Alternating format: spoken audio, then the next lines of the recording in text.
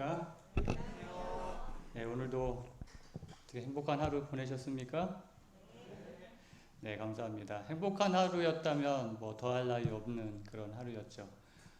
행복한 이유는 무엇이었죠? 그저 아무 일 없이 잘 지나간 것만으로도 행복하십니까? 예, 오늘 하루 주님과 함께하는 하루였으면 참 무슨 일이 있어도 행복한 하루였을 거라고 생각이 됩니다.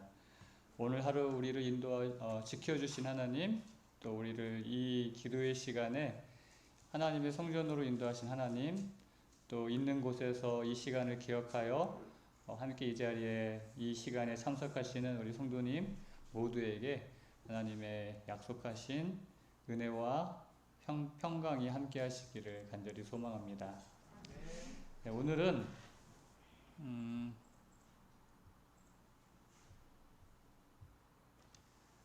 사사기 연구 14번째 시간인데요. 사사기 6장 33절부터 오늘은 40절까지 이제 마지막 6장 마지막까지 함께 말씀을 통해서 은혜를 나누기 원합니다. 하나님의 자녀가 되어서 하나님을 만나고 싶은 어떤 그런 갈망이 여러분 마음 가운데 있습니까? 예, 그건 뭐 당연하죠. 우리에게는 하나님을 만나고 싶은 그런 어떤 갈망이 있을 줄로 믿습니다. 그런데 왜 우리가 그토록 하나님을 만나고 싶어 할까요? 많은 경우 뭐 여러 이유가 있겠지만은 많은 경우는 글쎄 여러 가지 이유가 있겠지만 오늘 이 말씀을 통해서 우리가 한번 깨닫는 것은 우리 인간의 힘으로는 스스로 해결할 수 없는 어떤 수많은 한계들이 있기 때문에 내게 능력 주시는 자를 찾게 된다는 것이죠. 그래서 내게 능력 주시는 자 안에서 내가 모든 것을 할 수 있는 이런 고백이 참 우리의 고백이 되길 원하는데, 우리가 아무리 결단하고 아무리 다짐하고 아무리 노력해도 우리 인간의 힘으로는 어찌 할 수 없는 그런 분명한 한계가 우리 모두에겐 다 있어요. 그렇죠? 내가 뭐 마음먹은 대로 다 되는 건 아니잖아요. 특히 신앙에서도 마찬가지예요. 정말 마음먹은 대로 된다고 하면 뭐 걱정할 게 뭐가 있겠습니까? 마음먹은 대로 내가 기도하고 마음먹은 대로 말씀 보고 마음먹은 대로 정말 예수님 말씀대로 살아간다면 우리는 그렇게 늘 마음 먹지는 않나요? 마음은 먹잖아요, 우리가. 안 돼서 문제지. 근데 오늘 기도원도 보면 이런 한계를 느꼈던 것 같아요. 약속의 말씀을 믿고 단대하게 당당하게 나아가고 싶지만 그럴 수 없는 연약함을 그 연약함이 자신 속에 있음을 이제 깨닫는 것을 보게 됩니다. 그래서 그런 이 기도원이 선택했던 것은 겸손히 하나님께 나아가는 것이었습니다. 그래서 그 약속의 말씀을 신뢰하는 믿음을 회복하는 것.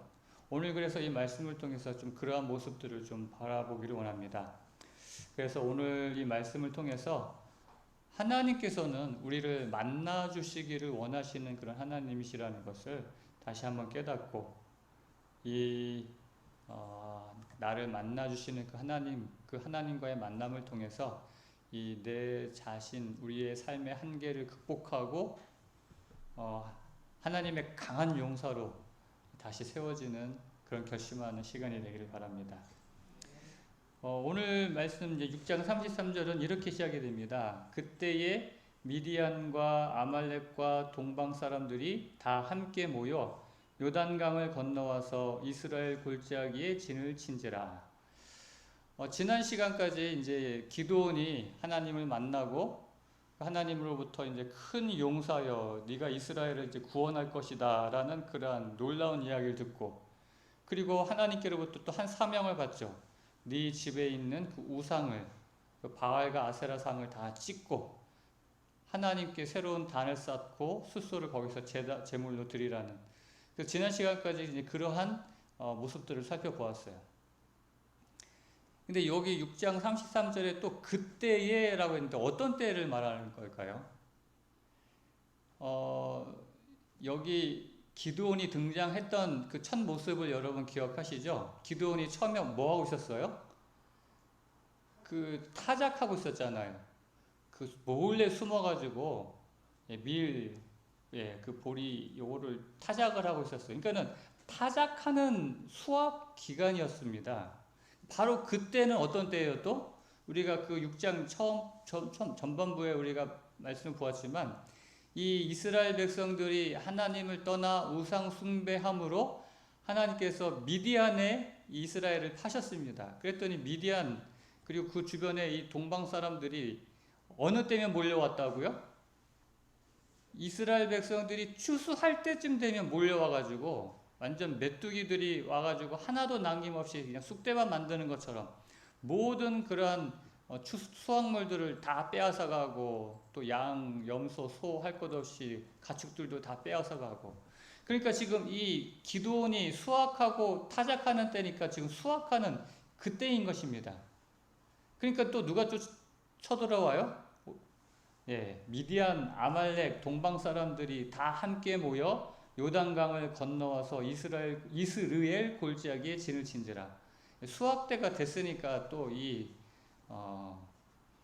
미디안 사람들, 이 대적들이 이제 우리 수금하러 갈 때가 됐다 하고는 또 온 겁니다. 꼭 이 미디안, 아말렉, 동방 사람 이 대적들의 모습이 우리의 대적들의 모습, 우리의 대적 사단의 모습과도 굉장히 비슷합니다. 이 마귀는요 때를 놓치지 않아요. 여기도 보면 그 때에라고 해서 그때 딱 때에 맞춰가지고 이 대적들이 몰려왔던 것처럼 우리가 어떤 때? 연약한 때 그 기회를 봐가지고 그 기회를 놓치는 법이 없습니다. 우는 사자처럼 우리 주변을 서성거리다가 우리를 노리고 있죠. 그래서 우리가 신앙생활하면서 항상 잊지 말아야 할 것은 뭐냐면 우리는 지금 영적 싸움 중이라는 것을 잊으면 안 됩니다. 우리가 오늘도 뭐 평안한 하루를 보내서 하나님께 감사하긴 하지만 어떠한 때라도 우리의 대적 마귀가 항상 그 때를 노리고 있다는 것을 잊으면 안 돼요. 그래서 성경은 끊임없이 우리에게 뭐라고 말씀하시냐면은 하나님의 전신갑주로 무장하고 늘 깨어 기도하여 마귀를 대적하라고 말씀하고 있습니다. 그래서 우리가 그러한 늘 준비태세를 하는 것은 정말 중요하다고 생각이 됩니다. 근데 바로 이때에 아주 중요한 사건이 이제 34절에 일어납니다. 34절에 여호와의 영이 기드온에게 임하시니 기드온이 나팔을 불매 아비에셀이 그의 뒤를 따라 부름을 받으니라. 여기 보면은 여호와의 영이 기드온에게 임하셨다라고 말씀하고 있습니다. 오늘 이 말씀 가운데서 어쩌면은 가장 중요한 말씀일지도 모르겠어요. 여호와의 영이 기드온에게 임하셨다는 것입니다. 그 전에 요 말씀 전에 기드온이 하나님을 만났지만 하나님의 영이 임했다라는 표현은 없습니다. 여기에서 드디어 여호와의 영이 기드온에게 임했다라는 표현이 처음 등장합니다. 이 임했다라는 이 히브리어 원문은 그 입히셨다라는 이제 그런 뜻을 갖고 있어요. 옷을 뭐 이렇게 입혔다 했을 때 그런 동사거든요. 그러니까 하나님의 영이 옷을 내가 입는 게 아니라 입혀주시는 거예요. 입히셨다. 그러니까 수동형입니다. 그러니까 나는 그냥 이렇게 가만히 있는데 이렇게 입혀주시는 거예요. 여호와의 영이 나에게 이렇게 입혀주는 겁니다. 하나님의 능력이. 여러분 우리가 신약 시대에 그 사도행전을 통해서 여호와의 영이 입혀지면 성령 하나님의 능력이 임하면 어떤 일이 일어나는지를 우리는 압니다. 그렇죠. 사도행전이 그래서 성령행전이라고 보통 이야기하죠. 성령 하나님이 임하셨을 때 그 무능하고 그 겁 많고 그 나약했던 예수님의 제자들, 그리스도인들이 어떠한 능력으로 세상을 뒤흔들었는가를 우리는 알 수 있습니다. 정말 안전뱅이를 일으키고 심지어 죽은 자도, 예수님만 죽은 자를 일으켰던 것이 아니라 여호와의 영이 임한 사람도 예수님의 능력과 똑같은 능력을 행하는 것을 봅니다. 그 여호와의 영이 지금 기드온에게 임한 것이에요. 사실 우리의 삶 가운데도 문제가 많이 발생합니다. 참 문제가 문제죠. 여러 문제들이 일어나면 참 힘듭니다. 그런데 더 중요한 것은 이러한 문제들, 그것을 해결할 수 있는 능력이 나에게 있느냐 하는 것이죠. 우리가 특별히 신앙생활에 있어서 우리 삶 모든 전반적인 것에도 마찬가지입니다. 우리가 삶의 문제들, 내가 해결할 수 없는 어떤 감당한 일들을 만날 때 중요한 것은 그런 문제들 바라보면서 이렇게 한탄하고 걱정하고 고민할 것이 아니라, 계속 말씀드리지만은 무엇을 바라보느냐가 중요한 것이에요. 그 문제를 바라보느냐, 그 문제를 넘어서 나에게 능력 주시는, 그 문제를, 그 어려움들을 극복할 수 있는 하나님을 바라보느냐, 그것이 중요한 것이거든요. 오늘 그래서 우리는 다시 한번 이 여호와의 영이 기드온에게 임했다는 이 말씀을 통해서 똑같은 말씀이 오늘 우리의 삶에도 이루어지기를 간절히 소망합니다. 우리 성도님들, 우리 모든 우리 재림 성도님들의 우리의 삶 가운데에도 여호와의 영이 우리 조병자 집사님에게 임하심이, 어떤 일이 일어날까요? 상상만 해도 막 행복한 일들이 많이 일어날 것 같아요. 그런 일들이 우리 모두 개인마다 일어나게 되기를 간절히 바랍니다. 그렇게 여호와의 영이 임했을 때 아무리 수많은 적들이 다 모여서 쳐들어와도 이미 그건 싸움은 끝난 것이에요. 그렇죠?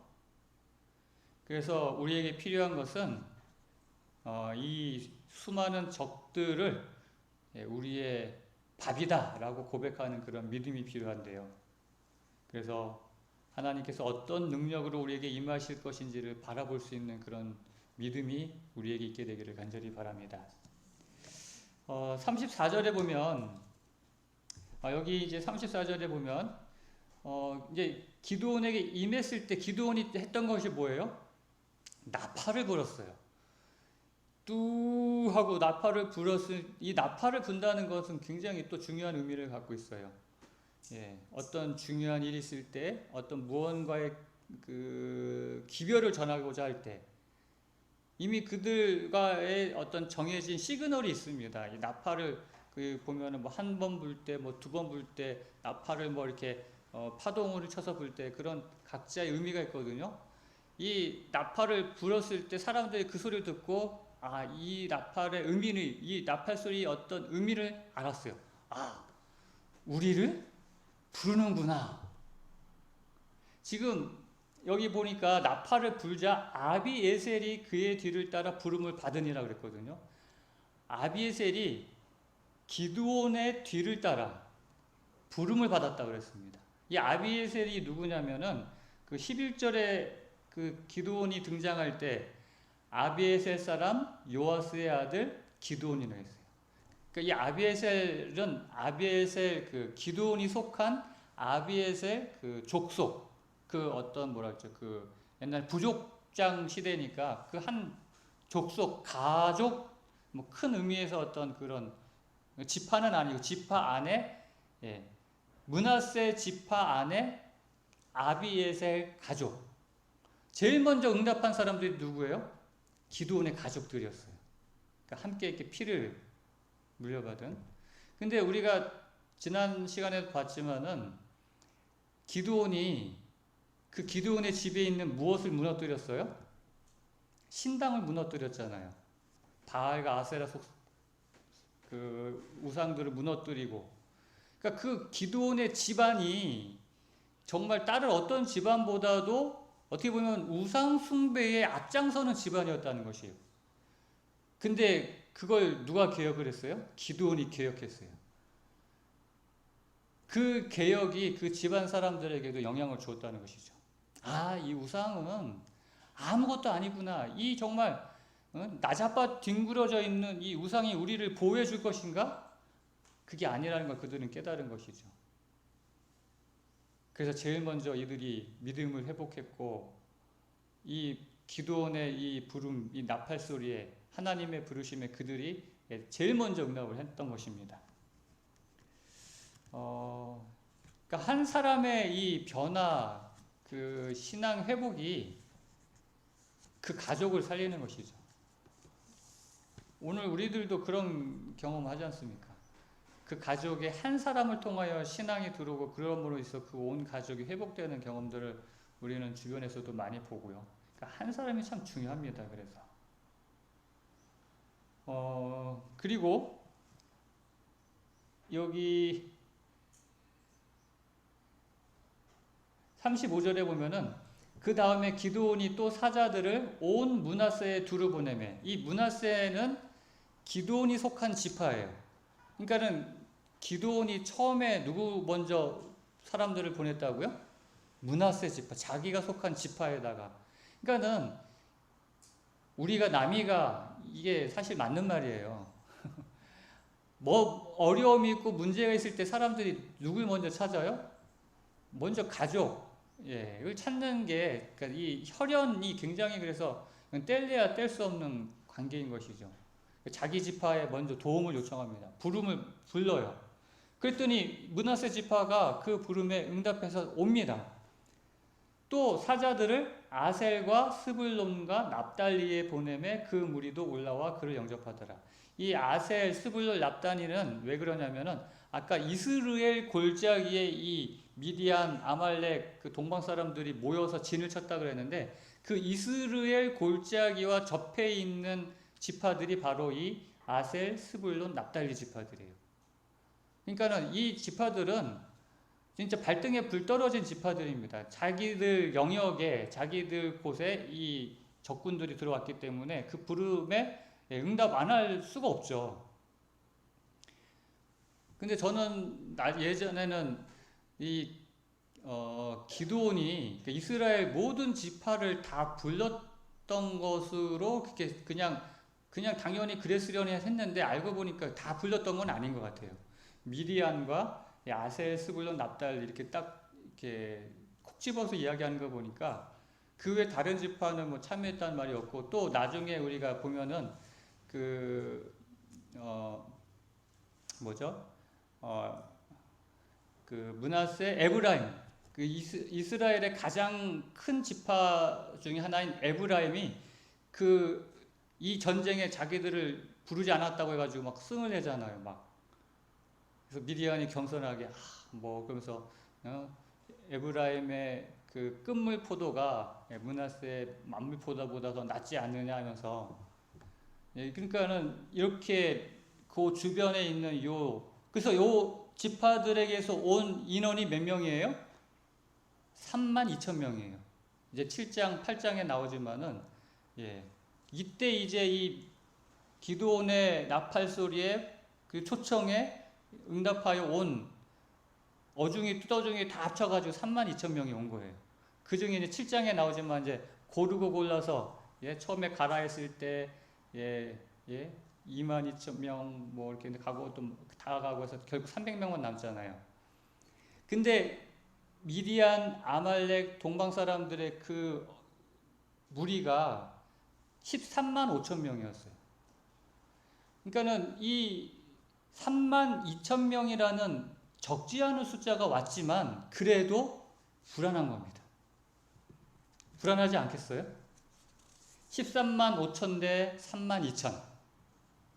13만 5천은 게다가 아주 잘 훈련받은 군사들이에요. 군인들. 그것도 그냥 뭐 예의 바른 군인들이 아니라 아주 그냥 호전적인, 아주 그냥 싸움꾼들이에요. 그런데 여기 32,000 이 자기한테 모인 이 사람들은 군인들은 아니에요. 그냥 농사짓다, 뭐 야금치다, 그냥 뭐 온 어중이 떠중이들이 정말 감사하긴 한데 떨리는 겁니다. 그래서 기드온이 어떻게 해요? 여기 보면은 36절에 보면은 기드온이 하나님께 여쭈되 주께서 이미 말씀하신 같이 내 손으로 이스라엘을 구원하시려거든 보소서 내가 양털 한 뭉치를 타작 마당에 두리니 만일 이슬이 양털에만 있고 주변 땅은 마르면 주께서 이미 말씀하신 같이 내 손으로 이스라엘을 구원하실 줄을 내가 알겠나이다 하였더니 그 유명한 양털 표적을 구하는 겁니다. 어렸을 때 정말 이 어린이반에서 이 이야기 많이 들었어요. 진짜 참 신기하기도 했고요. 기드온이 아까도 얘기했지만 그 13만 5천 그 대적들 앞에서 3만 2천이라는 참 많은 군사들이 많은 사람들이 모여오긴 했지만은 떨리는 마음을 그건 진짜 어쩔 수가 없어요. 우리가 그 기드온을 봤지만 그게 기드온이 처음부터 막 용맹한 사람은 아니었잖아요. 처음 소심하고 좀 이렇게 겁 많은 사람이었기 때문에 이 기드온이 이제 표적을 구합니다. 2번에 걸쳐서 처음에는 이슬이 내리는데 요 양털에만 내리게 해주십시오. 주변에는 이슬 안 내리고 양털에만. 그래서 짰더니 막 물 한 양갱이가 나올 정도로 근데 내가 이거 잘못 하나님한테 얘기한 것 같아요. 왜냐하면 양털은 자연적으로 습기를 빨아들이잖아요. 이거 내가 잘못 구한 것 같아요. 하나님 다시 한 번만 좀 구하겠는데 이번에는 양털은 뽀송뽀송하게 그 대신 주변에는 이슬이 가득하게 그랬더니 정말 다음에 그대로 그렇게 되는 모습들이 보여지는 것입니다.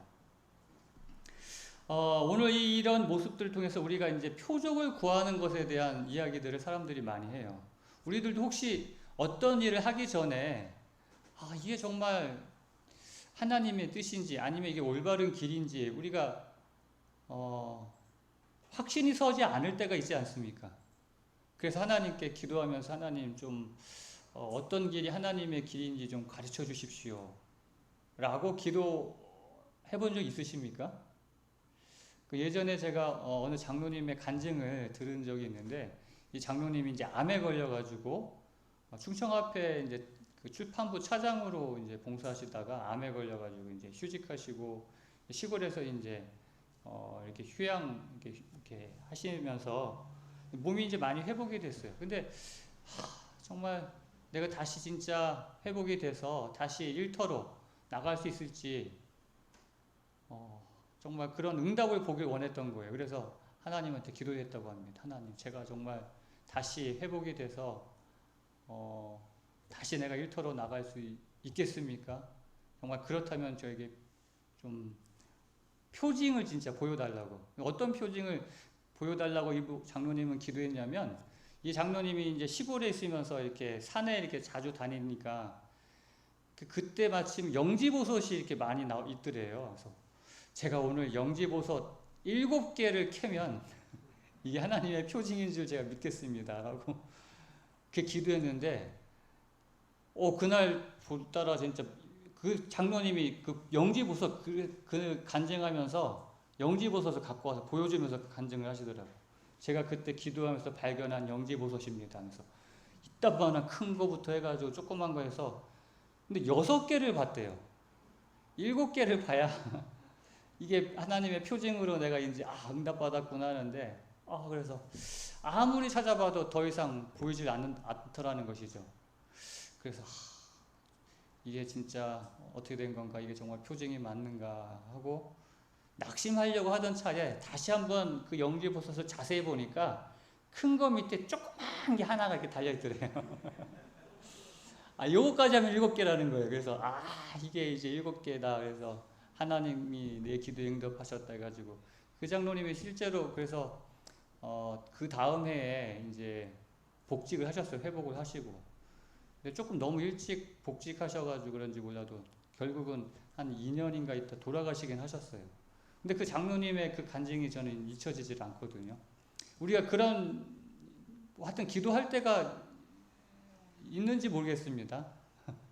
저도 뭐 그런 표징은 아니고 정말 이 내 삶의 길에 하나님께서 어떤 길로 인도하실지 그렇게 기도했던 적은 저도 있어요.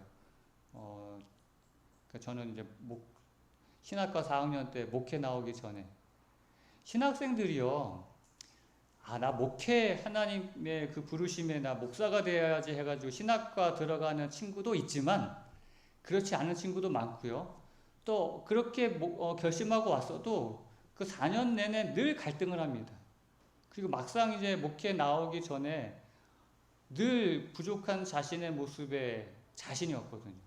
제가 그랬어요. 이제 가을이 돼가지고 이제 결정을 해야 될 때가 됐는데, 목회를 나갈 자신이 없는 거예요. 그래서 내가 목회를 나가는 것이 하나님의 뜻인지 아닌지 좀 가르쳐 달라고. 그때 마침 우리 신학과 4학년이 그 재림연수원에 이제 3박 4일 연수를 가게 됐습니다. 그때 신학과 4학년 지도 교수님이 신기훈 목사님이셨어요. 그래서 신기훈 목사님과 같이 갔는데, 제가 그 기도의 응답이 올 때까지 제가 금식하며 기도하겠습니다 해가지고 제가 3박 4일 중에 이틀을 금식을 했어요. 이틀째 저녁 밤 됐을 때 이제 신기훈 목사님이 이제 4학년들 한 명씩 이제 방에서 면담을 했는데, 제가 그때 신기훈 목사님하고 면담하면서 기도 응답을 받았어요. 신기훈 목사님이 저보고 진로는 결정했나? 그래서 제가 고민 중입니다. 안 그래도 그것 때문에 기도하고 있습니다. 그랬더니 왜 고민 중이야? 그래서 제가 자신이 없습니다. 그랬더니 당연하지, 자신 없는 건. 나도 그 신학과 4학년 졸업하기 전에 자신 없고 그래가지고 나도 진짜 얼마나 고민했는지 몰라 그러시더라고요. 저는 신기현 목사님이 그렇게 고민했다는 얘기 듣고 용기를 오히려 얻었어요. 신기훈 목사님 같은 분들도 이렇게 고민해서, 그런데 신기훈 목사님이 뭐라고 말씀하시냐면은, 목회는 네가 하는 게 아니라 성령 하나님께서 도와주셔서 하는 거야.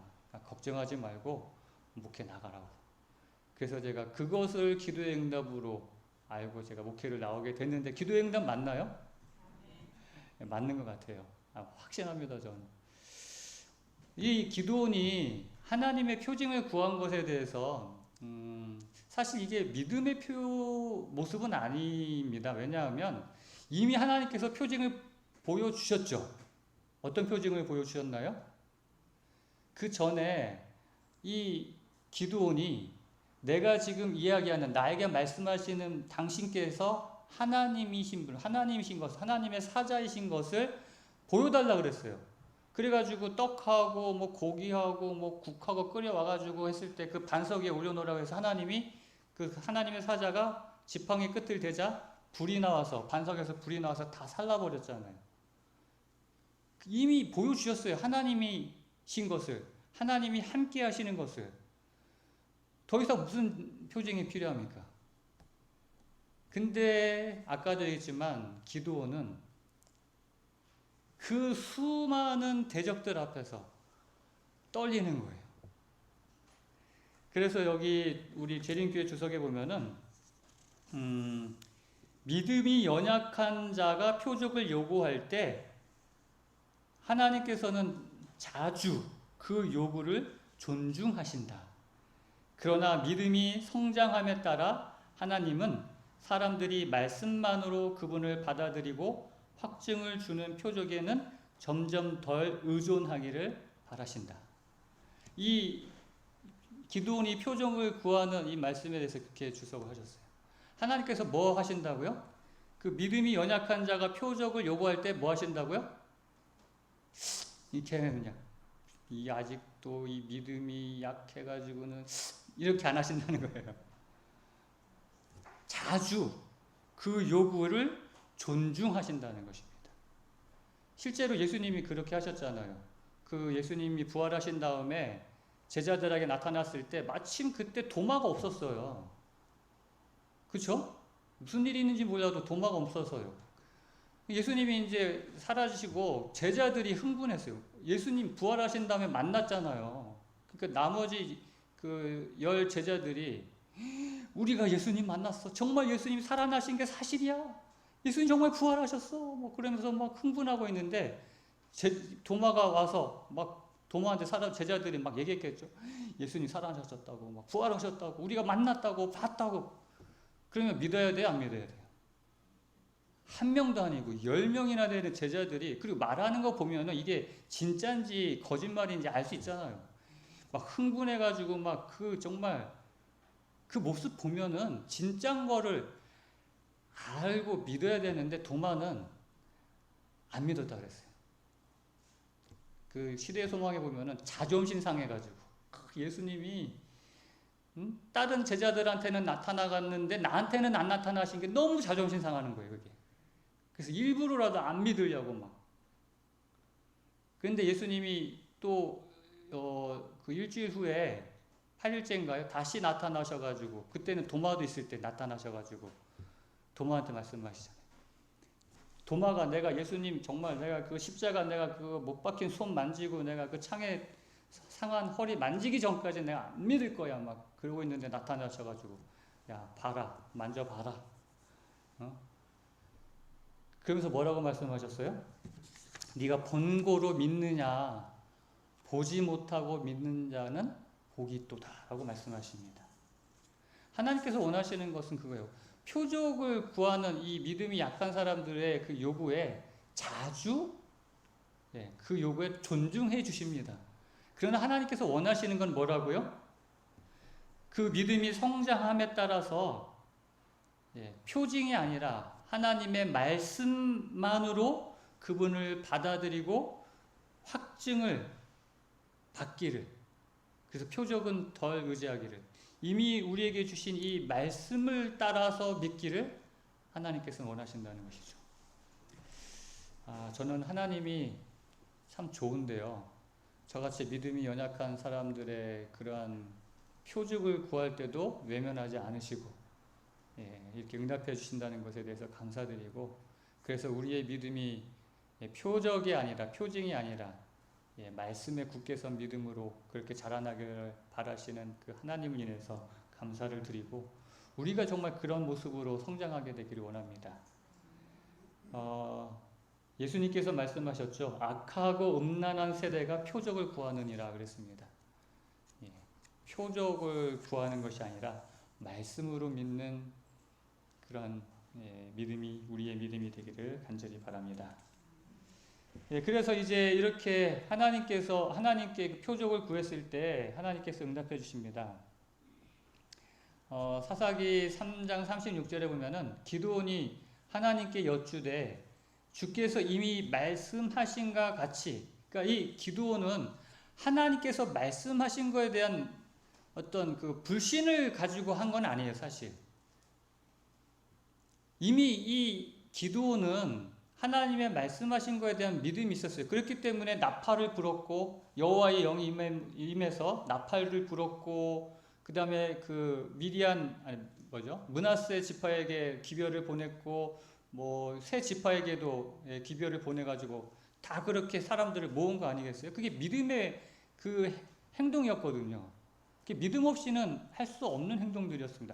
믿음이 있었어요. 그러나 지금 아까도 얘기했지만 뭐 하고 있어요? 마음은 떨리고 있다는 것입니다. 믿음은 있어도 우리가 떨릴 때가 얼마나 많아요. 뭐 믿음이 있다고 해가지고 그냥 뭐 이렇게 뭐 떨리지도 않고 막 그냥 이렇게 하는 사람도 물론 있지만 대부분 그래요. 우리가 믿음으로 간다고 하면서도 막 이렇게 떨리는 마음 어쩔 수 없어요. 그럴 때 기도는 어떻게 했어요? 하나님께 표징을 구했는데, 저는 이것을 이렇게 좀 이해하고 싶어요. 하나님의 어떤 만남, 다시 한번 하나님을 구하는, 하나님께서 나와 함께 하신다는 그런 다시 확신을, 그 마음을 다시 한번 이렇게 다시 갖기를 원했다는 것이죠. 저는 그것을 나쁘다고 보고 싶진 않아요. 그냥 믿음 없는 것으로만 이해하지 않고, 이것은 글쎄 우리의 제 자신도 그래서 그런지 몰라도 하여튼 하나님께서 나와 함께 하신다는 그 확증 속에서 나아가고 싶은 그 마음을 충분히 여러분 이해하지 않습니까? 그냥 하나님께서 나와 함께 하신다라고 해서 그냥 무조건 나아가는 것, 그런 믿음도 물론 좋지만 떨릴 때마다 다시 한번 하나님을 붙잡고 하나님을 구하고 하나님과의 만남을 통해서 다시 한번 제 확신 속에서 나아가는 모습, 저는 그거 굉장히 필요하다고 생각이 됩니다. 끊임없이 하나님이 나와 함께 하신다는 확신과 확인 속에서 확인해야 되잖아요, 정말. 그래서 그렇게 하나님께 구하고, 아까도 말씀드린 대로 하나님께서는 뭐라고 하지 않으시고 그대로 이루어 주십니다. 그러니까 아빠가 아들한테 너 장난감 사줄게. 그러면 이제 아들이 뭐 해야 돼요? 믿어야죠. 근데 아들이 자꾸만 물어봐요. 아빠, 장난감 진짜 사주실 거죠? 꼭 사줄 거야. 근데 계속 물어봐요. 아빠, 진짜 사주실 거죠? 자꾸 물어보면 어때요? 안 사줘. 근데 하나님은 그렇게 안 하시고, 자꾸 물어보고, 자꾸 표징 구하는 그 기드온에게 그대로 이루어주시는 그 하나님의 모습을 확인할 수 있습니다. 그래서 여기 그 다음 요구에도 하나님께서 그대로 행하시는 그런 모습을 보게 됩니다. 이제 마무리하면서 처음에 여러분들에게 말씀드렸죠. 우리가 인생을 살면서 정말 내 힘으로 이룰 수 없다는 어떤 커다란 벽 같은 걸 만나는 그런 느낌을 받을 때가 있어요. 지금 기드온이 그런 상황이거든요. 하나님의 말씀에 순종해서 그렇게 나아가고 있지만 그 앞에 있는 저 대적들을 볼 때 참 어떤 꽉 막힌 그런 느낌? 물론 그 기드온이 좀 믿음이 연약했기 때문에 그렇기도 하지만 우리가 믿음으로 나아간다고 해도 그런 상황이 많아요. 그럴 때마다 오늘 이 말씀을 생각하시면서, 물론 우리가 하나님께 표정을 구하고 이런 걸 하라는 얘기는 아니고요. 믿음으로 그렇게 하나님의 말씀에 순종하면 참 좋겠지만 그렇지 못할 때마다 여러분 그냥 기도하시고 간구하시고 하나님을 만나시고 하나님께서 나와 함께 하신다는 그러한 확신을 재확인하고, 그런 모습들은 정말 필요하다고 생각이 됩니다. 그래서 그럴지라도 하나님께서 우리를 꾸짖지 않으신다는 것, 하나님께서 우리의 요구에 그대로 행하시니라 라는 말씀 기억하시면서 그렇게 좋으신 하나님, 능력의 하나님을 의지함으로 우리의 대적에게 담대히 나아가는 저와 여러분 되시기를 바라면서 오늘 말씀을 마치겠습니다. 이제 하나님께 우리 개인 기도하는 시간을 갖겠습니다. 여러분들의 마음속에 있는 그런 어려운 문제들이 있다면 기도원처럼 하나님께 간구함으로 하나님께서 오늘 나와 함께 하신다는 그런 확신을 다시 한번 재확인하는 그런 시간들이 되시길 바랍니다. 다 같이 음악이 마칠 때까지 개인 기도하도록 하겠습니다. 아버지, 우리를 사랑해 주셔서 하나님의 자녀 삼아 주시고 이 땅에 어떤 일을 당해도 하나님의 그 능력으로 이길 수 있게 해주시니 감사합니다. 혹 우리 앞에 정말 어려운 문제들, 정말 헤어나올 수 없는 그러한 어려움이 있다 할지라도 하나님을 의지하고 하나님이 함께 하심에 그 어떤 문제도 문제가 되지 않는다는 것을 기억하게 하여 주시옵소서. 여호와의 영이 기드온에게 임함에 기드온이 놀라운 일들을 행한 것처럼 오늘 우리에게도 성령 하나님의 능력이 함께하여 주시고 그 능력을 통하여 승리하는 우리 모두가 되게 하여 주시옵소서. 오늘 우리의 간구에 늘 선하게 응답해 주시고 그대로 이루어 주시고 정말 우리의 마음마다 우리의 삶마다 하나님께서 함께 하시며 저 영원한 하늘까지 끝까지 이끌어 주시는 우리 주 예수 그리스도의 이름으로 간절히 기도하옵나이다. 아멘.